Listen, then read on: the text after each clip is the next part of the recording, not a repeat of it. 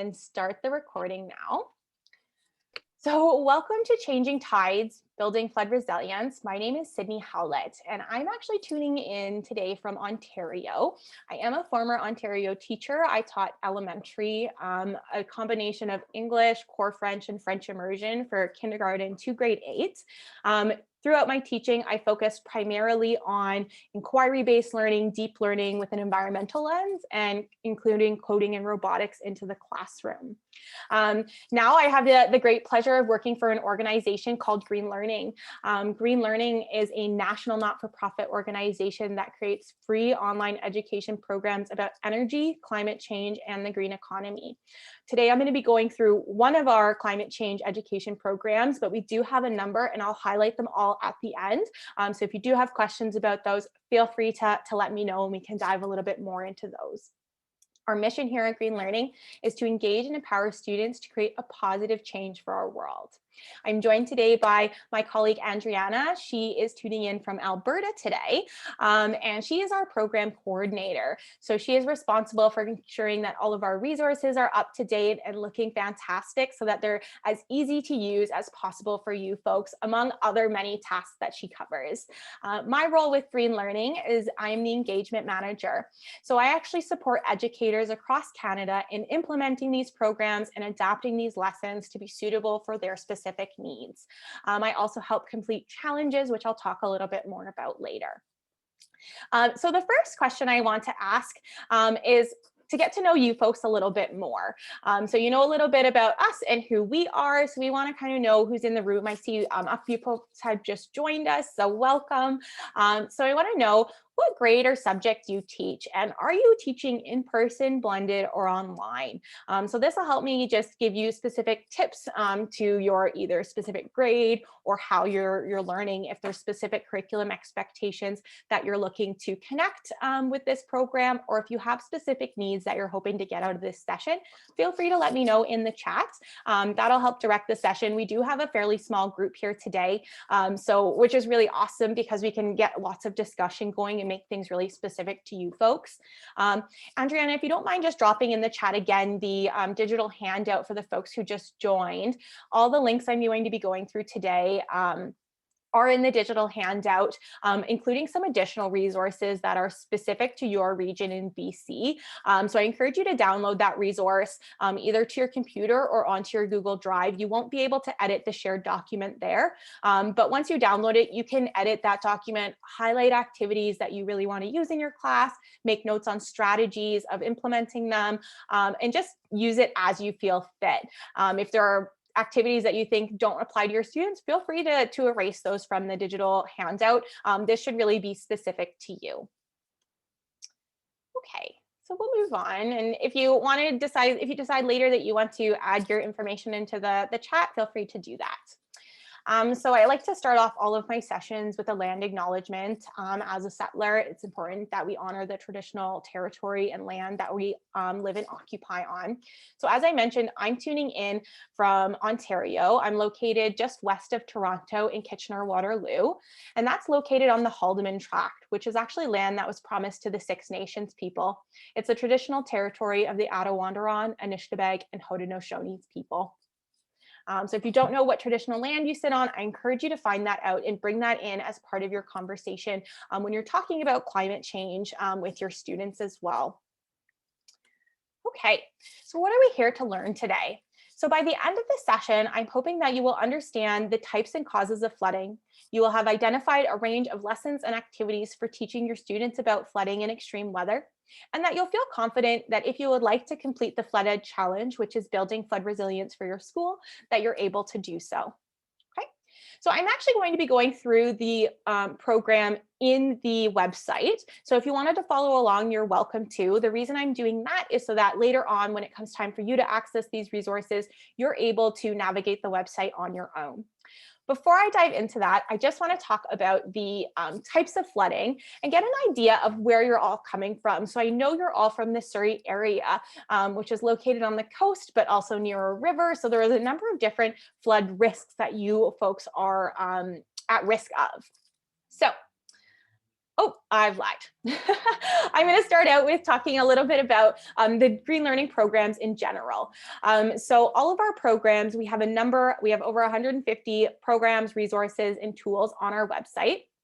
A lot of them make use of this spiral inquiry model. So this is GreenLearning's model for inquiry. There are a number of different models out there. If you have one you're comfortable with, feel free to substitute that out.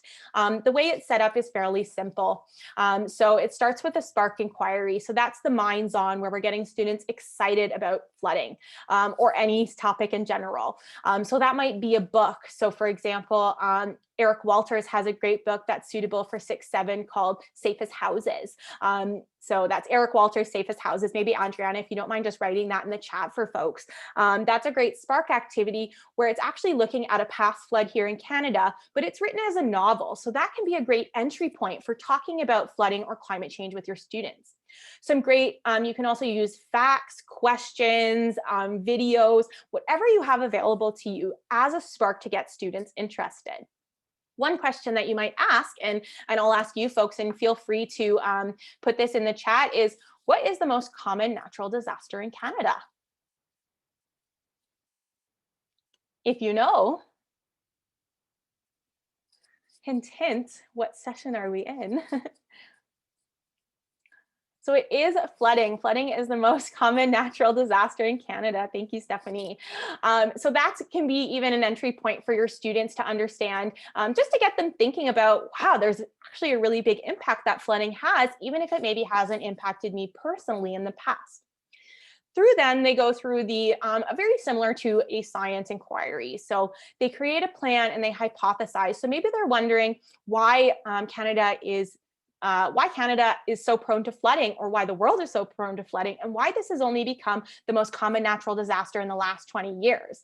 What was it before that? What's causing these changes? That brings in that bigger conversation about climate change. From there, they get to explore and research this topic using a variety of different tools. I'm going to show you a number of learning activities and take out action activities that you can use to talk about flooding and other topics as well. From there, they analyze and check, and the most important part, they communicate and act. So that's where they're sharing their learning with others, and they're taking real environmental action, something that's measurable and going to make a difference, and empower them to know that they have the power to make a change, to either become more resilient to flooding or to impact climate change, and help with those mitigation processes. Another thing that our programs do is they all link directly to the United Nations Sustainable Development Goals.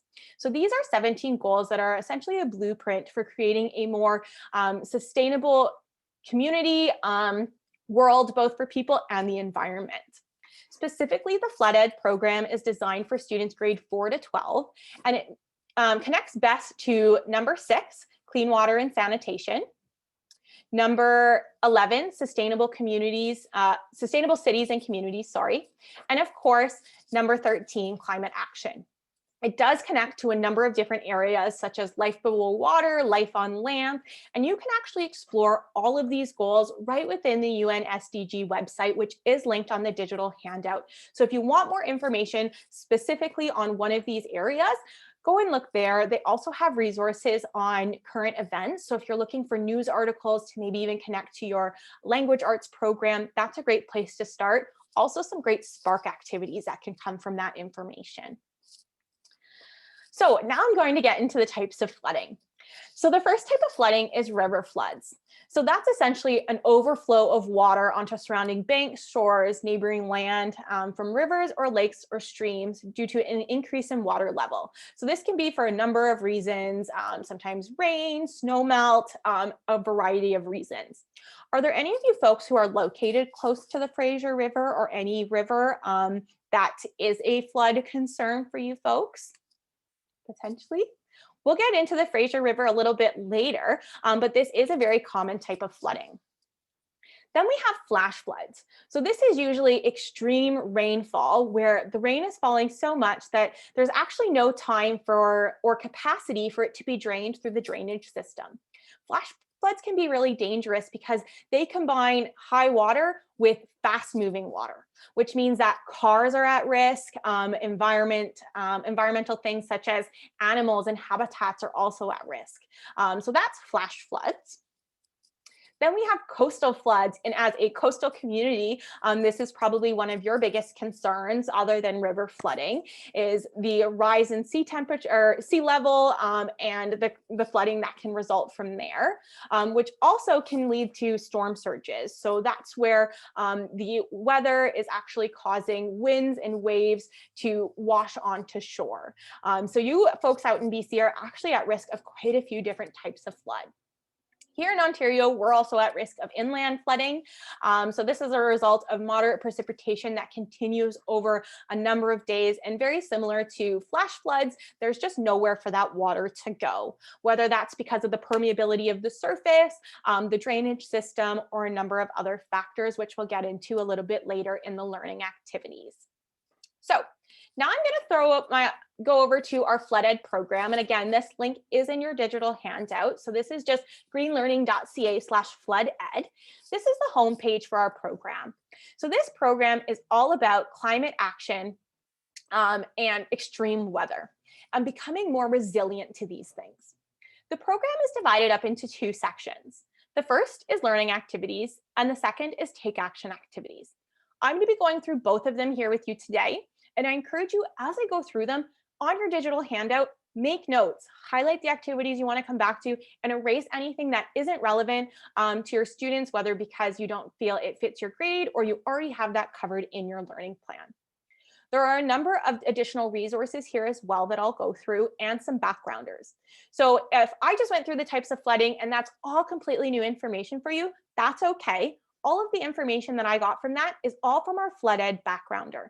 This is also student friendly. So if you want to pass off to your students a resource to learn some general information about flooding and extreme weather, you can either read this and present the information to your students or pass this directly off to your students to learn on their own. This would be suitable for grade 6, 7 and an appropriate level for them. So you can download that as well. If you're looking for where this connects to the curriculum, as I mentioned, it's suitable for grade 4 to 12. We do give gear up and gear down options throughout the activities, but it relates to mostly science, a lot of geography, and math, I would say, are the top 3 curriculum connections, with some others interwoven within there. If you're looking for assessment tools, we do have a general rubric here, and some of the activities do have more specific rubrics to that activity. So I'm going to jump into the learning activities now. So they are organized in a scaffolded fashion, but you do not need to do them in order or include all of these activities. It's really meant to be flexible with whatever works for you. So the first activity is understanding flooding. So this is where we're getting that base knowledge about the types of flooding, what causes flooding, and looking specifically at our area and what we're at risk of. So again, I mentioned that we do gear up and gear down. So you'll see the first video here is really geared towards a younger audience. And as we go down, you'll see that the activities become a little bit more suitable for an older audience. I would encourage you to have a look at these videos and decide what's best for your students. For grade 6, 7, I would actually recommend this flood video because it is a really great foundational video. And I would also recommend the National Geographic. What the Heck is Storm Runoff is also a suitable video for grade 6, 7. So this program, the entire Flood Ed program, is extremely place-based, which means that we don't want to talk about flooding in general. Flooding in Ontario is completely different. We want to talk about flooding specifically in your community, specifically in your school, specifically at your homes. Okay, so we want it to be really relevant to students. So here we talk about extreme weather, what that means, 100-year storms, and this is where we start off with that backgrounder that your students can use. We're going to be looking at the weather averages data a little bit later in this program, but this is where we're actually looking to see, what type of precipitation do you have in your area? And we do have the links for all the provinces and territories here so that you can even compare to other areas, whether that be other areas in British Columbia or other places across Canada. Maybe you even want to compare to the other coast to kind of get an idea of how coastal regions might vary in their precipitation. So looking at what volume of rain falls during your school during a rain event, This activity is also available in our additional resources. And I actually think our additional resources are a real gold mine for really hands-on activities for your students. So in this, students are actually calculating the volume of rain that falls in their school. This will be helpful for calculating your runoff footprint a little bit later and inform you about some other connections throughout the program. So just to give you an idea of what this worksheet looks like, we give you a little bit of background information, the relevant formulas that you need, and some examples. That's when you go and you use that weather averages data, which we've linked there. And if you have other resources to find out that information, you're welcome to access that however you please. But we guide you through how you can go about calculating that information. Heading back over, we also give you a number of different topic or discussion ideas for your students. So whether you want to do this orally, you want to assign this as a writing task, or even have students keep a journal throughout the program, you can use these questions however you'd like. They're designed to make the connection with students to their prior knowledge, but also extend the learning and getting them to think critically about what the information that they're seeing is telling them. Here, we're looking at the consequences of flooding. And this is where we're actually looking at a couple of different case studies. Now, I'm going to come back to case studies in another activity, so I won't get too far into it here. But within the program, we do highlight a number of case studies. They're great opportunities for folks to learn, or students to learn, exactly what folks have done in the past in order to deal with flooding and how we're preparing for it in the future. Most of the case studies in our program are located in Alberta or Ontario, because that's where GreenLearning's base is. We are expanding into British Columbia, but I have included on that digital handout for you specific Surrey, BC information and resources for you. So if you don't see something here, I encourage you to check those out and make it really relevant for your students. Moving on to what are floodplains and watersheds.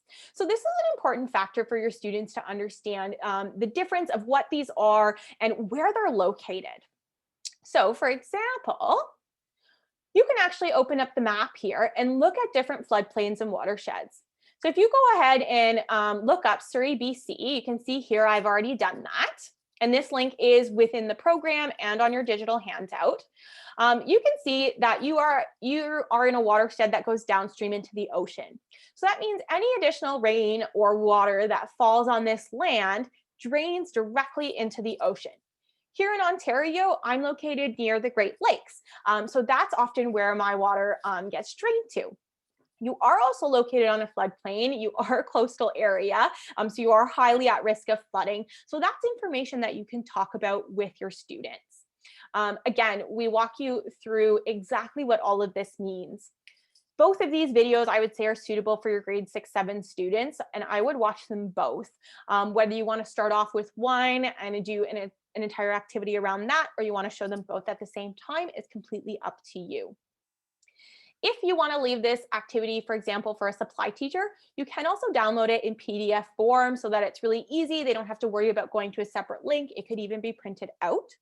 Assessment rubric and any relevant backgrounders will also be linked exactly right in every single activity. So you can see what grade level it's suitable for, how long it might take you approximately to do this entire activity. So if your lessons or your time blocks are only 40 minutes, don't let this scare you. Obviously, you can adapt it maybe by only watching one video or cutting out a couple of the discussion questions, but that's more of just a general. I really love this activity, because it includes a hands-on modeling activity. And we are going to watch part of this video just so you can see exactly what it would mean for students to model the different floodplains and watersheds and how they can go about understanding rainfall and even coastal flooding through this modeling activity. All the materials that you would require are listed here. They are fairly common materials that you would find even at the dollar store or in most schools. You can adapt these resources as well to fit whatever materials you have at your school. So I am going to skip ahead. The sound isn't all that exciting, so I'm just going to mute it. I'm going to skip ahead to show you exactly what this looks like. So you can see here, this student has created their little town. They've made some paper houses. it is a little important that you use either paper or construction paper so that students can see exactly how the houses are being impacted. You can even add schools or community locations to this simulation. So you can see now that they've poured water, one of their houses got wet. Now they're making adjustments to their landscape in order to protect their homes or make their homes more resilient. So whether that's creating a levee or even moving houses or raising houses, there's a number of different things that we can do to protect our homes against flooding. This is just a really real way to make students aware of those changes and have them experience it for themselves. With students being so young, oftentimes either the last flood is too far in memory or they can't remember it, or they weren't even alive at that time. So simulating that information and having them actually experience it for themselves is a really important part of the learning process. So I really love that activity. Again, where is your school located on a watershed? We do have the map there. I will let you know that this map is more interactive than this. Their website is currently down right now, so you can get more information from this. So I would encourage you to revisit this resource. Hopefully in a couple of months, it'll be back up and running. You can also get PDF downloads of different maps, so you can compare if you'd like, but lots of information there. Again, there are lots of additional resources. So if you find that there's an activity that your students really hold on to and are really interested, check out the additional resources section and see how you can extend the learning. We also do give a number of different extension ideas throughout the program on how you can take this learning further with your students. Moving on to flooding and climate change. So obviously there's a huge connection between flooding and climate change because one of the side effects of climate change is extreme weather or the increase in extreme weather, which can lead to flooding. Not only that, but the rise in sea temperature as a result of climate change is also a huge factor. So here we actually have you watching a documentary. This one here is Displaced, but there are a number of different documentaries out there. One with Leonardo DiCaprio as well. So you can explore a number of different videos. You can even assign different documentaries to different groups of students and have them come together to consolidate that learning. We do give a number of different prompting questions to help you guide your students through understanding the connection between flooding and climate change. Now, within this activity, we do link to another program of ours called Decoding Carbon. So I'm actually going to just flip over to that program really quickly and show you what this is like. This is our climate action program, or climate policy program, sorry, where we're looking at climate policy here in Canada and around the world. It's divided up into a number of different modules. The first module being very broad. What is climate change and how does it shape our world? Within this module, we have 3 different activities: the evolution of climate science, the global impacts of climate change, and how is climate change shaping this world. So we leverage a number of digital tools and ideas and strategies in order to introduce the concept of climate change with your students. So if you are just starting to talk about climate change with your students and you want them to have a solid foundation of that before you start talking about extreme weather, flooding, or any other topic, I really recommend this one module. This program is recommended for grades 9 to 12, but I would say that these 3 activities are suitable for your grade 6, 7 students. The tools within here can also be used interchangeably. So for example, one of the resources in this particular activity, which is the global impacts of climate change, is skeptical science, which is one of my favorites. And again, there is lots of information about the time, curriculum connections all within here. One thing I do need to mention is that some of our programs do need a login, and eventually they will all need a login. Everything I'm showing you today is completely free to access, all the tools, resources, and links, but some of them do require a login. That's the only thing, which we can definitely get you set up for, or you can sign up on your own on our website. So I just wanted to show you quickly the skeptical science website. So I think it'd be really relevant for your climate change conversations. So this is where we're actually addressing myths about climate change. So obviously with technology being very prominent in student lives right now, the bombardment of misinformation is very high, particularly around climate change. So it's important that you not only talk about this with your students, but that they have resources to go to in order to fact check the information that's being presented to them. So there's a number of different myths here, common myths that you can explore among others. So for example, maybe we can look at the temperature record is unreliable.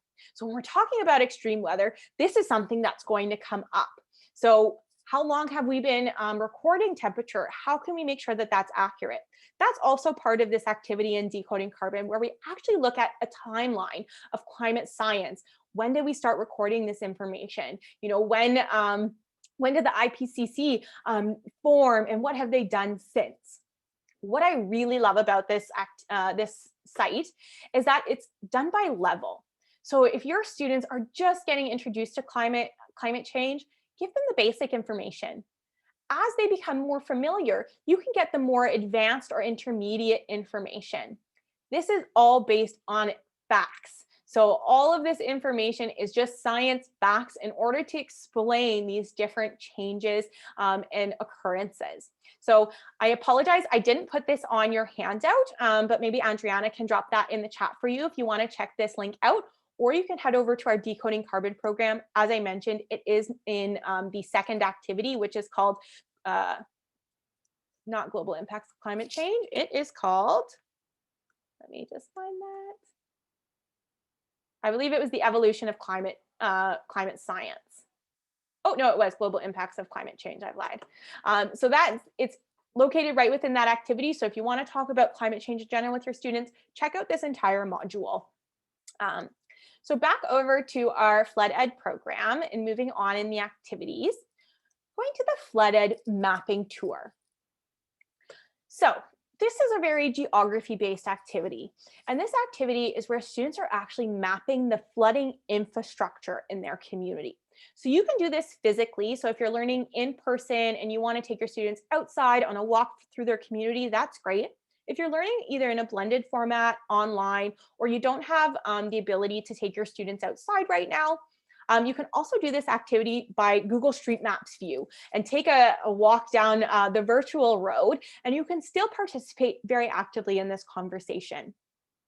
So this actually makes use of one of our additional resources, which is the photo gallery. So if I said flooding infrastructure and that's a new word for you, as an educator, that was completely new for me. You can head over here to our photo gallery, where we actually break down and give you examples of exactly what type of flooding infrastructure your students can identify. So maybe it's culverts or swales, or even looking for downspouts on buildings. Whatever type of flooding infrastructure is in your community, we want your students identifying that. Oftentimes, flooding infrastructure is really old and outdated. As we know, the weather is changing. Climate change is impacting that. And so we need to ensure that our infrastructure is keeping up with those changes.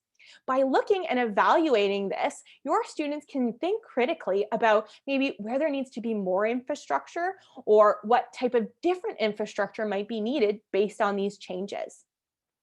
This can also get into bigger discussions about pollution and the water system. So if you're learning about water, waterways, this is a great way to connect it there. And I will come back to this because we do have another activity that relates specifically to drains.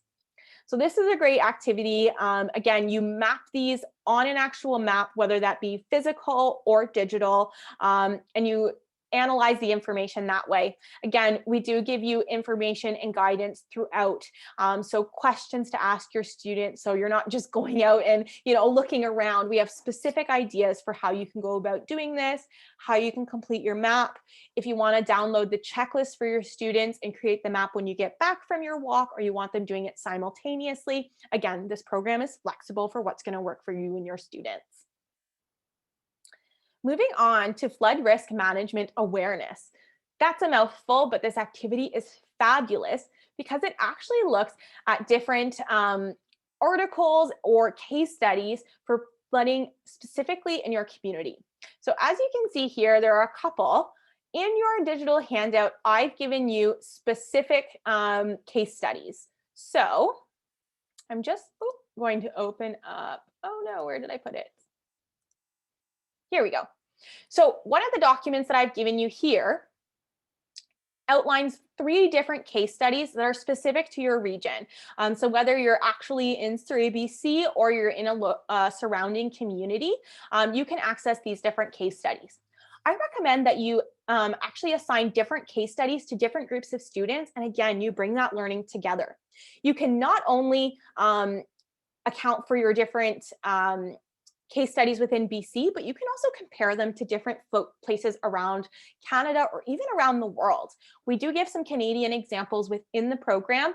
This resource is not located in our program. So if you do want this one, I encourage you to either get that digital handout downloaded or bookmark this page, because it is a fantastic resource, and 3 case studies is more than enough for your students to get to understand how they can go about, or how we have gone about, dealing with floods in the past, what type of strategies are used, and what mitigation processes are in place now in order to prevent flooding or become more resilient to flooding in the future.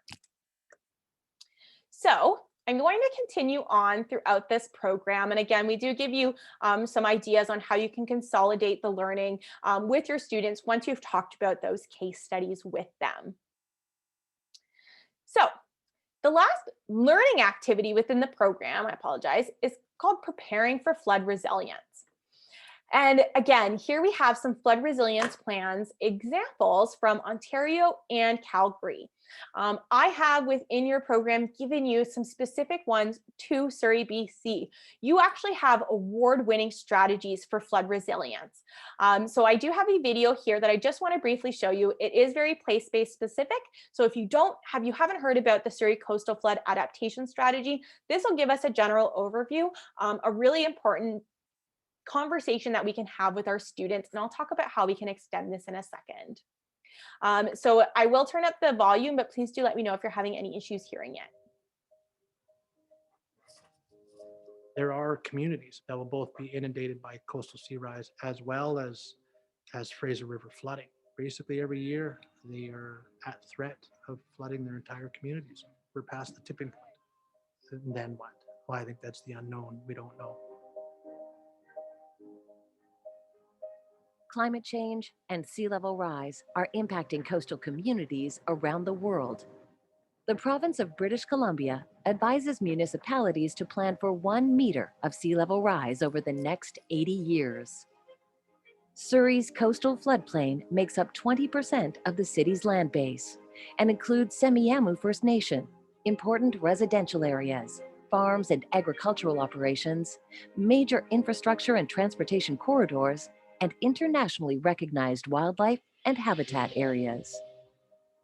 Protecting this area is one of Canada's most extensive flood management systems, including dikes, sea dams, flood boxes, pumps, and spillways, some over a century old.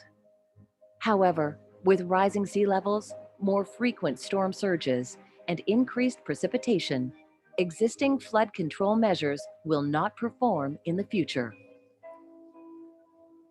To help improve the resilience of Surrey's coastal floodplain and prepare for climate change and sea level rise, the city recently completed a Coastal Flood Adaptation Strategy, or CFAS for short.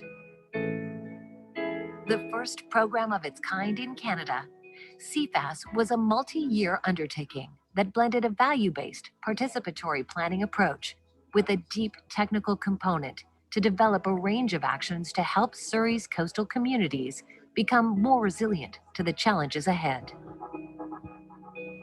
Over 30 organizations and agencies, and over 2,000 residents and other stakeholders participated in the project. The first phase kicked off in 2016 and engaged participants in identifying their values around coastal flood management, which were then used to help develop a wide range of adaptation options. From this work, 46 actions were identified, including infrastructure projects and new flood management programs and policies.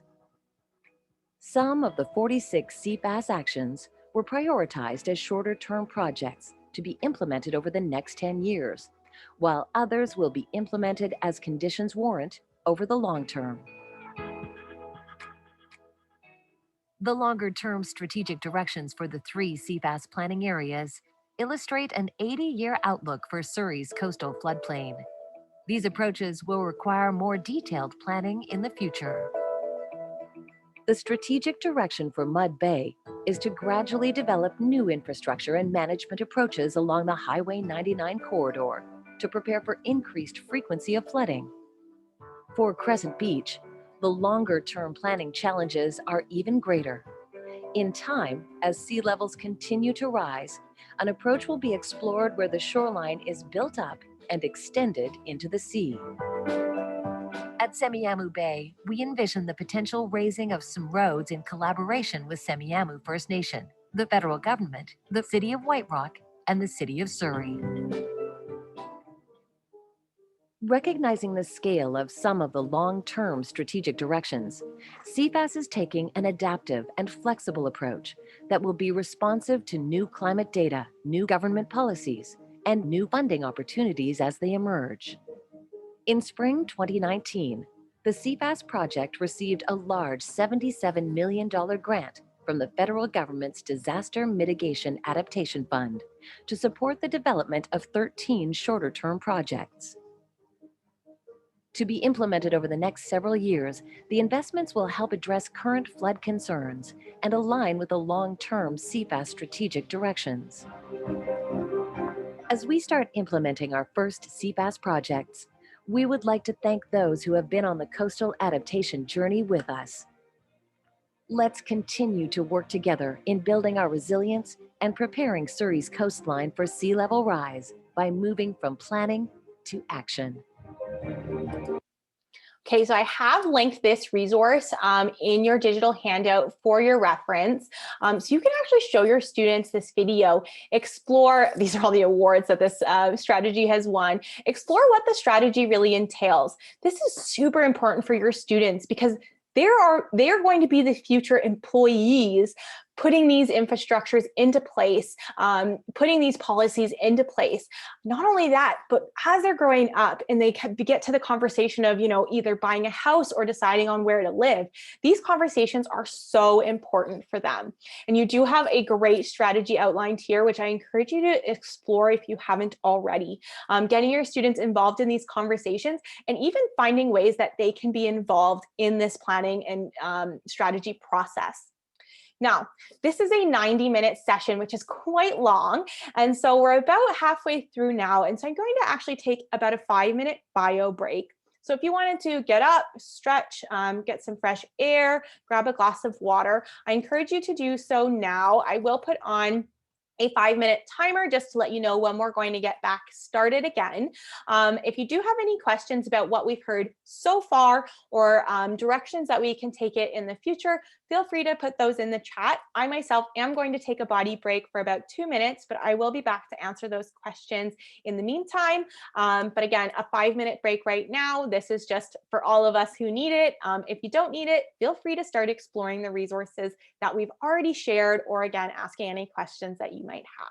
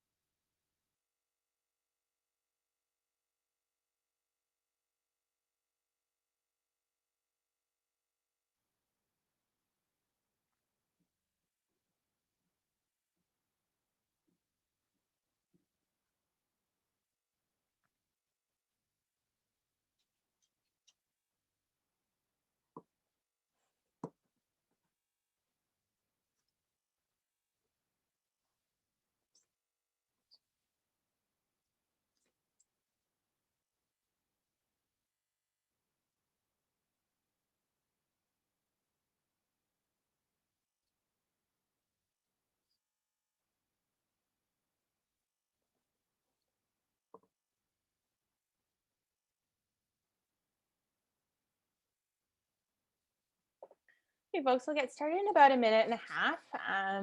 So if you do need to grab a glass of water, check on young ones, or just move your body really quickly, feel free to do so. And we'll resume in about a minute 15.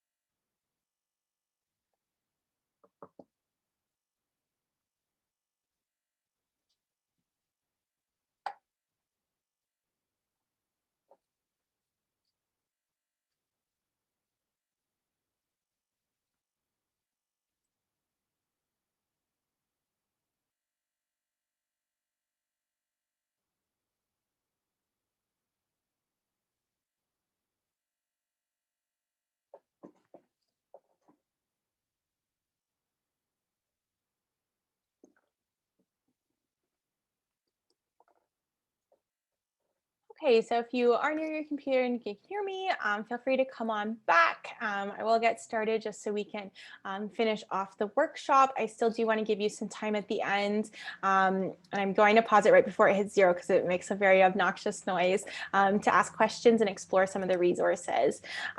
So welcome back, folks. Again, I'm going to continue on going through some of the activities, lesson plans, and resources that we have in our Flood Ed program here. So we've just gone through a number of our learning activities here. So again, this program is divided up into 2 sections, learning activities and take action activities. So I'm actually going to head over to our take action activities here, and then I'm going to walk through one of the activities with you.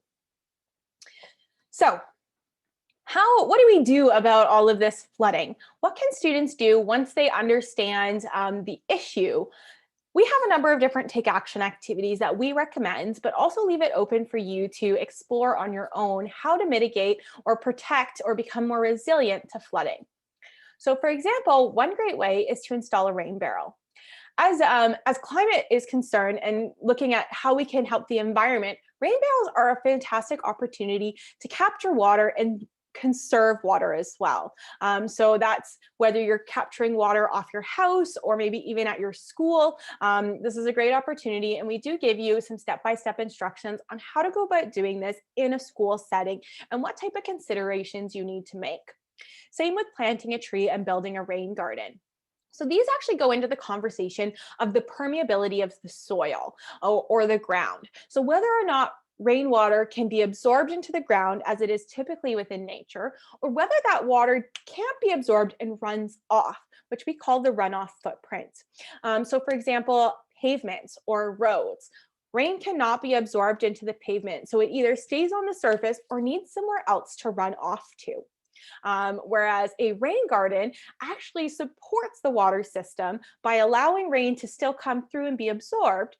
And it not only does that, but it also helps filter water. So as water goes through the ground, those roots and everything that you've planted, whether it be trees or in your rain garden, filters the water before it gets put back into the natural stream. As I mentioned that I would come back to the drainage system, I really love this drain activity. So this is where you adopt a drain in your community. So maybe on your community walk, mapping flooding infrastructure, you found that you had some drains that were covered by leaves or even worse, litter. And that may be because rain fell and actually washed all of those toxins or debris into the grate, and some things didn't fall down through it. Now, that's a good thing because oftentimes these grates lead directly to water systems. So if we have garbage out on the streets or in our community, that can be washed directly into our water stream. So it's good that it's being trapped, but it's not good that it's actually blocking the water from being absorbed into that drain, which can cause a backflow and lead to inland flooding. So this task or this take action activity is actually selecting a drain in your community. First off, finding where does that drain lead to? This is a question that I had actually never thought to ask and didn't even know the answer myself. I had to call our municipality and to figure out what that was. And folks usually at the municipal level are really excited to hear that students want to know this information. So they can be a resource or an expert that you can call on to answer questions or just even talk with your students more about how the drainage system works in your specific area. Once they find out where that water leads to, they take on the responsibility of one, educating the community about it. So that's the communicate and act, sharing their knowledge so that others know what's happening when things go down that drain. Maybe they can do an awareness campaign about using toxins in their driveway. So for example, a lot of folks don't know that using toxic chemicals in order to clean your car actually eventually washes down your driveway through rain or other methods, leads into our drainage system, and again, has a very little to no filtering. So that goes right into our water system, which can impact wildlife underwater and on land. From there, they actually take on the responsibility of keeping that drain clean. So maybe you want to plan to come back once a season or even once a month to check on your drain, clean up the debris around the drain to make sure that the water is flowing properly. So I really love this activity, a really accessible activity that students can even do independently if you're learning digitally. So they can even find a grate close to their home and decide to adopt it themselves. The Flood Protect Your Home activity is actually something I've done myself for my own home, and I would recommend that you try this out. So it does make use of the Home Flood Protector Checkup app. And essentially this activity walks you through how to use this with your students.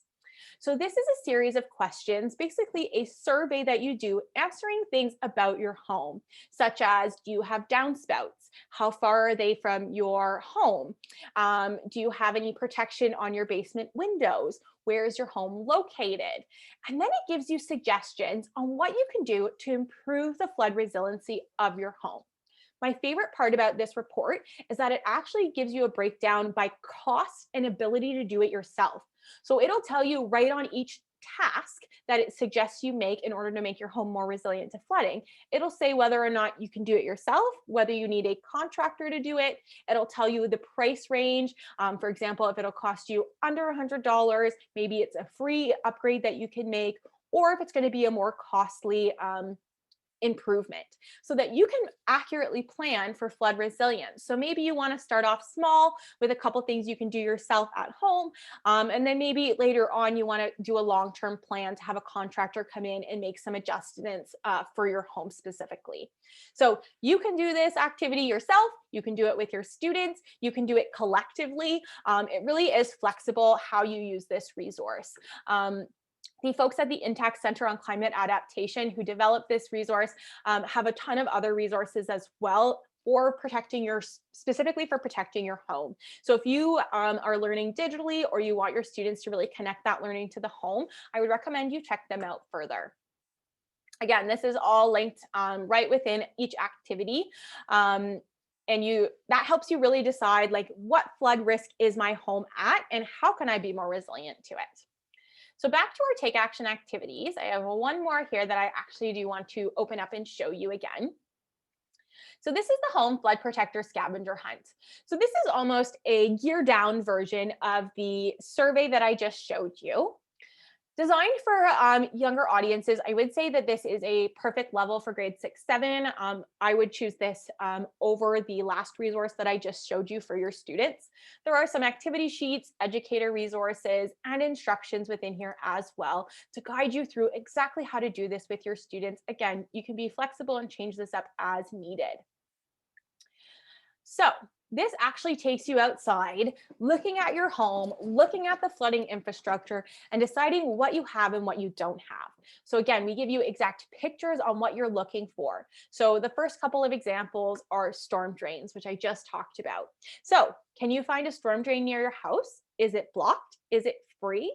What does that look like? This is a nice, easy check mark or cross. You can, based on your students, ask them to do more information. Did you clean it up? Did you find numerous grates that were like this? Was it just one? Extend the learning and get them talking more and more. It goes through a number of different factors at your house, from downspouts to even landscaping and how you're storing items in your home. So obviously being close to a coast, you folks are looking at how you can be more resilient to flooding in your home, particularly in your basements. So this will help guide your students along that conversation. And right here, you can see this how can I help protect my my home? And this is a really key part. And this is where we also want to connect with families. So here at the end, we ask how many X's and check marks did you get? And from there, you can start talking with your students saying, did you get a lot of X's? Does this mean that you are at risk of flooding? Maybe basements aren't a concern for you because of X, Y, Z that wasn't covered in the scavenger hunt. So approach all of these things critically, but this is a really great visual resource for students, and they tend to really enjoy this one, and coming up with ways that they can actually talk with their families about how they can become more resilient at home. So those are our take action activities. Within the program, we also have, as I mentioned, additional resources, which I'm going to go through in a second, talking about the runoff footprint. But before I do that, I just want to talk about the Flood Ed Challenge. So we have the challenges associated with a number of our different programs. And I like to look at the challenges as the consolidation piece or the culminating task of the learning. So this is where students are putting the knowledge and the skills that they gained throughout the learning process, and they're putting them into real environmental action. So in that digital handout, I actually gave you the steps on how to go about taking the Flood Ed Challenge. It looks like this. Step 1 is register for the challenge. It's completely free to register, and by registering, I will send you some additional resources for you. I will support you along your learning journey and in completing the challenge. Step 2, and I know it's listed as step 1 here, is actually learning about flooding and flood resilience. So that's those learning activities. So we recommend you do at least 2 of these learning activities in order for your students to get a really solid foundation. You can do as many as you'd like, or if you have other flooding resources or extreme weather resources that you're already incorporating into your learning plan, feel free to use those and let us know. We're always looking to add additional resources to our programs in order to make them as holistic and well-rounded as possible. Particularly if you have specific BC resources, that would be fantastic as we're working on building those up. Your next step, once you've learned about flooding, is to do something about it. So we are big advocates of empowering students to make change themselves so that they know that they have the power to mitigate climate change and to take action and make a difference. I gave you a number of different ideas on how you could take action, but you're not limited to those. So if you have other ideas, maybe it's even getting involved with that, your climate, your coastal flood plan, you can track that here. So whether you complete these activities, make notes about them, and track the impact, at the bottom, there is space for you to add your own activities here and be creative. So you are not limited to the actions that we take. It can also be activities that you plan to do. So if this year, you really want to install rain barrels, but because of the ongoing pandemic, it's just not a possibility, you can also include that this is going to be a future task that you take on, but showcase that you've actually thought it through. Maybe your students have sourced what type of rain barrels they want. Maybe they found some funding to purchase rain barrels or spoken to administration about it. As long as you're talking about how you're planning for flood resilience and taking steps towards those actions, that's really what we're looking for. So you still have time to participate in the Flood Ed Challenge this year. So that's the Flood Ed Challenge. Register, learn about flooding, take action about flooding, report and share with us. So that's an important part in order to be eligible for the grand prizes. And the grand prizes are $1,000, $500, and $250 cash. So you can use that money for whatever you feel is needed for your classroom. So whether that's actually purchasing rain barrels or, buying the materials to install a rain garden or getting materials to help clean up grates in your community, you can decide what's best to use that money for, and feel free to include that in the challenge submission. Our expert judges love to see that information as well. So again, you do need to register. It is completely free to participate, and we are just looking for you to be learning about flooding, talking about climate change, and taking action with your students and empowering them to do something real. So we do have still quite a bit of time together, so I do want to go through an activity with you. And the activity I'd like to go through with you is called the runoff footprint. This runoff footprint puts a number of the activities together in order to give us a final answer of what our runoff footprint is. So this is where we're actually looking at the permeability of surfaces. So as I mentioned before, grass and gardens absorb water really well, but there are a lot of surfaces that don't absorb water either well or at all. those can also be found in the photo gallery. So if you're not really sure what surfaces are permeable, not permeable, this is all included here. So we give you pictures and descriptions of what type of things are permeable. This is also a great activity for your students to discover on their own. Get outside and start dumping some water on the ground. Does it absorb? Does it take long to absorb, or does it not absorb at all? So great learning here for your students to talk about their specific school.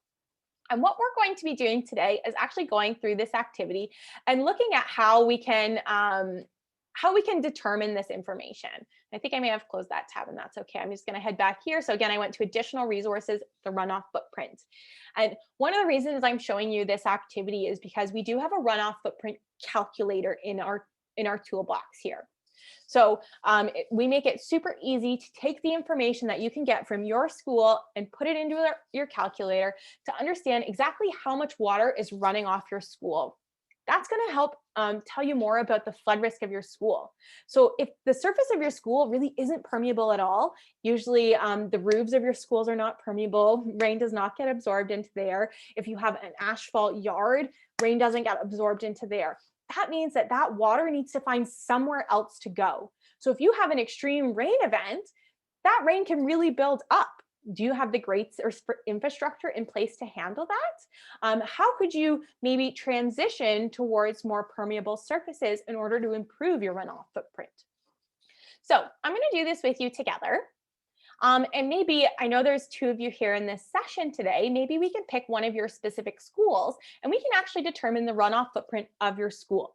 So I'll show you how I use Google Maps in order to actually do this activity. So I don't know, Lauren or Stephanie, if you wanted to do this with your school or if you wanted to do it together. If not, I'm happy to pick another school that I'm more familiar with and do it with that. William F. Davidson, awesome. And what city is that located in, Lauren? Is that in Surrey? Surrey, perfect, awesome. Oh goodness, here we go. William F. Davidson. And you can do this with your students either outside using standard or non-standard measurements. So if you have meter sticks or you want them counting with their steps, you can do that. I find Google Maps to be actually a fantastic tool, and I'm going to show you why in a second. So I've opened up your school here on Google Maps, and it's just loading here. And I'm actually going to open it up in satellite view. And this is only because I'm not familiar with your school. So I don't know what type of infrastructure or surfaces you have. And looking at it from the satellite view gives me a better idea of where the grass is, where some asphalt might be as well. Okay, so I can see here that it looks like your school pretty much has a circle here of non-permeable surfaces. Oh, and you're close to the Serpentine River, awesome. So, do this at the moment. Oh, that's okay. So what I'm actually going to do is I'm going to measure using the Google Maps feature. So if you actually go anywhere on Google Maps and you right click with your mouse, scroll all the way to the bottom, there is a measure distance tool. So I'm going to take this and I'm actually going to outline the non-permeable surface of this school. Okay, so I'm going to go around and I can just click. Okay, so it's really easy to work with. And again, you can do this with your students in person if that's possible, or do it through Google Maps. I personally love using Google Maps. I find it a really accessible tool for students. I'm not going to be too exact with this. You can decide how you want to work it with your students and what area you want to include. So for example, I haven't included the parking lot, but that's something that you might want to include when you do this with your students. We're going to go through this fairly quickly, but what I would do with your students is actually use the handout and do each part of your school. So you would measure the surface area of your school, you would measure the surface area of your asphalt, measure the surface area of your parking lot, and do each piece individually. So this is a math and geography based activity. So you can see here at the bottom that I not only have my perimeter in distance, but I also have my area. So I'm actually going to copy and paste this number here, and I'm just going to do the whole number here. And I'm going to head over back to my, sorry, I have so many tabs open here, back over to my runoff footprint, and I'm going to start inputting this information. So this is the handout of calculating the type of surfaces. So you're looking at area, and then you're labeling them non-permeable, semi-permeable, and permeable. We won't go through that together today, but I would encourage you, it's a really important task for your students to understand. And you'd actually be surprised at level 6, 7, the new information that they can learn from this. We'll get to calculating the percentages again in a second. I'm going to scroll all the way down into my footprint calculator. So if I was only to look at the school there, I can put in the non-permeable surface of your school. Now I want to look at the semi-permeable surfaces. And maybe you can help me out a bit here, Lauren. Are there any semi-permeable surfaces on your school grounds? So I see that there's lots of grass and yard here, which is fantastic because those are permeable, which means the rain is going to be well absorbed. But this here might be a space. I'm not sure if that's gravel or if you have, is this a garden? Yeah, okay, awesome. That's wood chips. So maybe I can do that. So in order to clear that, I just right click again, clear, and then I can start a new system. And so with your students, I would also talk about subtracting this from my non-permeable surfaces. I won't do that right now, but this is just stuff to keep in mind when you're going through this with your students. So again, I'm using the measure distance tool. I go around here. And you know what? We can even do it just simply looking at this small part of your school. So we don't even have to use the entire range of your school grounds. We can just do this one part. So 53 meters. I think I can remember that one. So I'm going to put that in 53 meters here. And you would go through it and your numbers would be a little higher when you do this with your students because you're going to include more area. And you can even include further into your community if you'd like and do it community-wide, divide up your area amongst different groups of students and have them come together. It really is flexible how you approach this. Next, I want to look at rainfall. So I did mention that we'd be looking at our rainfall amounts. So that is available in a number of different activities. It is linked, sorry, in a number of different activities throughout the program. It is located here, so you can download the rainfall chart if you want your students filling that out. Again, we give you a couple of different resources here to find this information. I'm just going to open up this one, and I'm going to search Surrey, BC. Oh, all right, maybe I'll do this way. Okay, so you can either search general. There's actually a better resource that we have within our system that I'm going to go to here. I believe it is what are floodplains and watersheds that actually gives me better weather data. So if you actually even want to mark this on your handout, this is what I would recommend to use just as a quick reference. It does, the information is just a little bit more accessible for students and a little bit more visually appealing for them to read. Oh, not in that activity. Where is my weather averages data? Okay, I'm actually just going to hop over to my handout here because I did link it there for you already. So I'm going to open that link. Here we go. There we go. Okay, so you can see here, I've already linked it directly to British Columbia. But again, if you do want to compare to other provinces, this is across Canada. So you can be flexible there. I scroll down and I'm going to find Surrey. There's quite a few here. Maybe I'll just go with the municipal hall. You can decide what's closest to your area, obviously. Oh, what happened there? There we go. So this is going to tell me the precipitation averages. And it'll also tell me the extreme highs, the extreme lows as well. So when you're looking at this with your students, we have some activities within the program that actually look at the different, 100-year storms, which are storms that should only happen once in 100 years or have a 1% chance of happening. But as we know with climate change, those 100-year storms are becoming more frequent and really aren't being labeled as 100-year storms anymore. So let's just look at, I'm looking at precipitation here. So the first section is temperature, so just be aware of that. So I'm going to look at extreme daily rainfall. And I'm going to take this number here because it's the largest. So 87.9 millimeters. So I'm going to take that back over to my runoff footprint calculator. I'm going to put that in and I'm going to calculate. So For this school, and this isn't complete, this is only looking at the actual building of your school and the asphalt area. Look at how many liters of water are currently not being absorbed by the ground. What could you do with that water? Could you capture it in rain barrels and maybe water a garden? Is there ways that you could make your school, you could add different rain gardens and replace some of the asphalt there? There is permeable asphalt that has been developed. Maybe your students can explore that and look at the different costs in order to upgrade for your school. There's a number of different conversations that can come about from this, particularly relating to math. What does this many liters of water look like? What would it be equivalent to? These are all different questions that we give you in the discussion portion to extend that learning and get your students thinking really critically about the information that we're presenting to them. So again, this is the runoff footprint in the quickest terms. I encourage you to check this out and do this activity with your students. We did host a workshop that went through a very similar version of this activity. It is located on our YouTube page. Let me just double check here and make sure I've linked that. I have not. Andriana, if I could get you to drop a link to our YouTube page in the chat so you can go through that guided lesson with your students and see exactly how we can talk about this. I also talk about creating a permeability map. So that's where we actually map on our school grounds. You know, we labeled red for non-permeable, or yellow for semi-permeable, and green for permeable, so that students could really visually see the areas of concern in their school.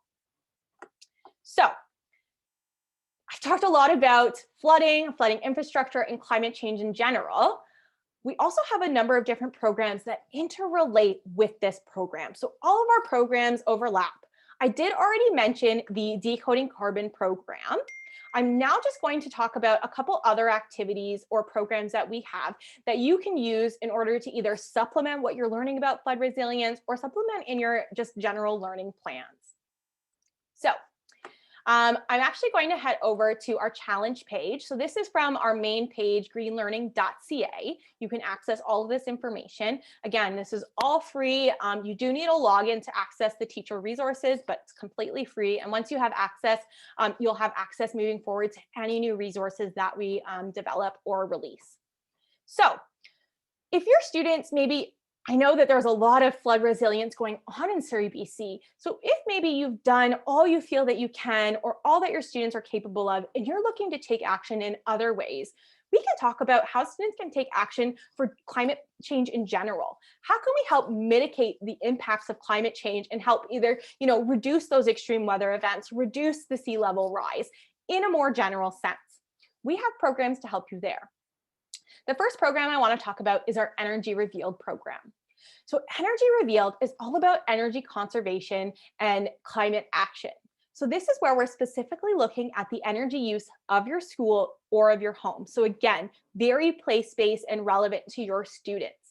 So there's a number of different learning activities that you can go through with your students to better understand how energy relates or energy use relates to climate change. Now, in BC, you're really lucky because 90% of your energy is sourced from renewable sources, mostly hydroelectric sources. So when talking about energy, we can talk about how the energy we use leads to greenhouse gases, and we do have a calculator for that. So I do want to show you what that calculator looks like, and I'm just going to hop over to our Energy Revealed website and go over to our calculator. So you do need, again, a login for this website, but it is completely free to access. We do currently only have an Alberta and Ontario calculator. Ontario also generates a majority of our electricity through hydroelectric. So if you decide to use these, I would recommend the Ontario calculator. We are in the process of developing a national calculator as well that allow you to put in very specific information. So this is looking at watts and energy use. So I love to give the example of my blow dryer. So when I'm drying my hair, my blow dryer can actually get up to about 1400 watts, but on average uses about 1200 watts. And the activities in the program actually tell you how to go about exploring this with your students, using whatever technology you have available to you, whether it's high-level energy metering technology or even simply watt meters. I use my blow dryer for about 5 to 10 minutes a day. Just with these two pieces of information, I can calculate exactly how many kilograms of greenhouse gases are being produced by that energy use. So this is really helpful for students to understand the connection between climate change and their energy. And then they can start making plans for how they can reduce their energy or conserve energy. So for example, what would happen if I cut my blow dryer use by 2 minutes? What would happen if I started blow drying my hair only every other day? So cutting my use in half. So you can see how these small changes of even 2 minutes a day or every other day can make a big difference for the environment over time. And this program will take you step by step through looking at either energy in your home, energy at school, or whatever it is that you want to focus in on. There's lots of opportunity for learning, but I just wanted to highlight this calculator for you because I find it a really dynamic tool. Again, if you want to go through any of the programs that I'm talking about right now in more depth, feel free to let me know. I'm happy to meet with you separately and go through any of them more in depth or really specific to what your needs are. We have 2 challenges associated with the Energy Revealed program. The first is the School Earth Hour Challenge. So this is where you're determining a baseline energy use for your school. Where are you currently using energy? Do you have any energy hogs or big energy suckers in your school? Then you make a plan to save energy. Put that plan into action.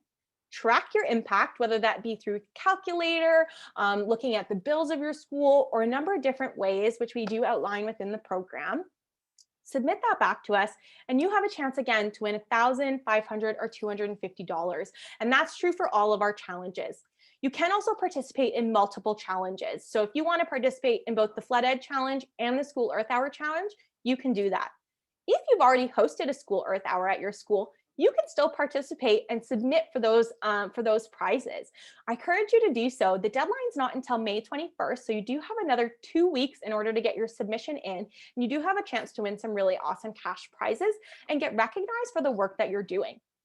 For those of you learning at home, we do have the home equivalent. This is also a great way to connect the learning to home. So very similar to the School Earth Hour Challenge, we're doing a home energy audit.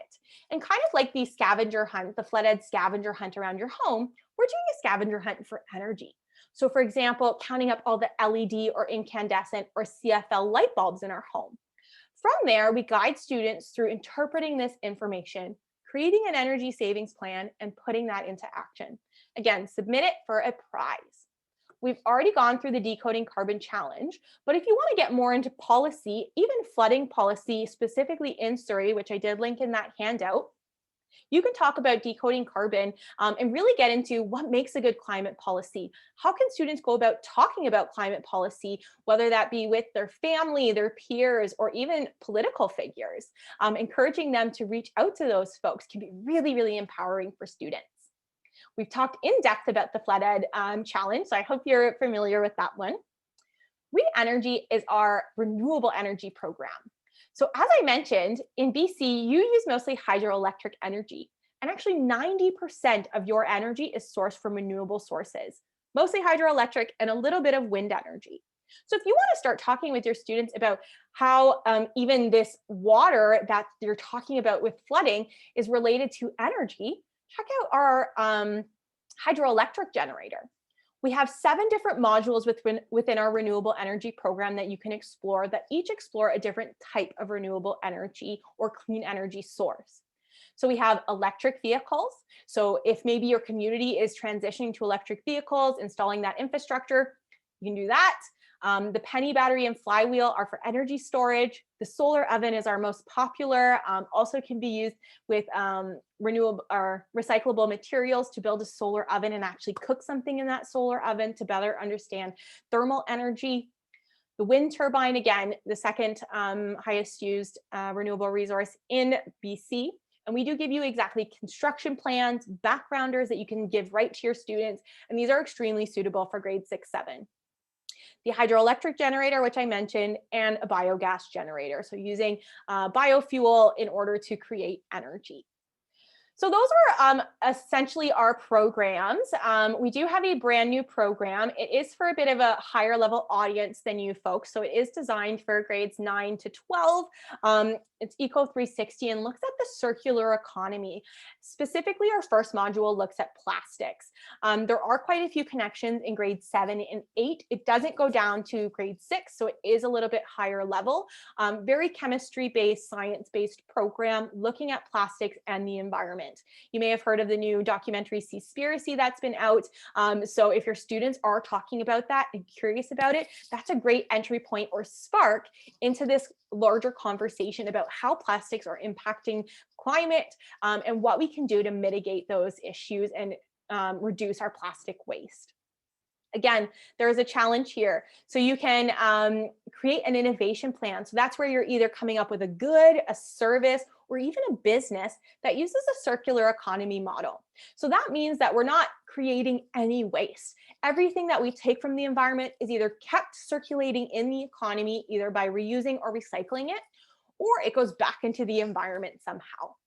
I don't know if I mentioned this, but the Re-Energy Challenge is about building a renewable energy technology. So once your students either build a solar oven or a wind turbine or even a hydroelectric generator model, a working model, they can submit for this challenge and the same prizes apply. So we have about 10 minutes left here, and that's a perfect amount of time. I'm actually going to stop the recording now because I'd like to give you an opportunity to ask any questions, give any feedback you have about the program. And specifically, I'm wondering,